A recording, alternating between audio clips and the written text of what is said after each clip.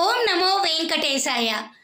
తిరుపతిలో ఉచిత సర్వదర్శనం టోకెన్లు మధ్యాహ్నం 1 గంట తర్వాత భక్తులకు ఇవ్వటం జరుగుతుంది. గతంలో సాయంత్రం 3 గంటలకు 4 గంటలకు ఇచ్చేవారు. ప్రస్తుతము మనము అక్టోబర్ నెలలో ఉన్నాము.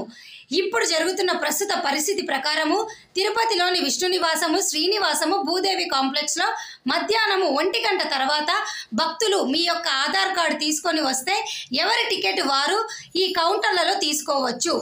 నేను మరలా చెప్తున్నా, ప్రతి శుక్ర, శని, ఆదివారాల్లో మధ్యాహ్నం 12 గంటల తర్వాత ఉచిత సర్వదర్శనం టోకెన్లు ఇస్తున్నారు.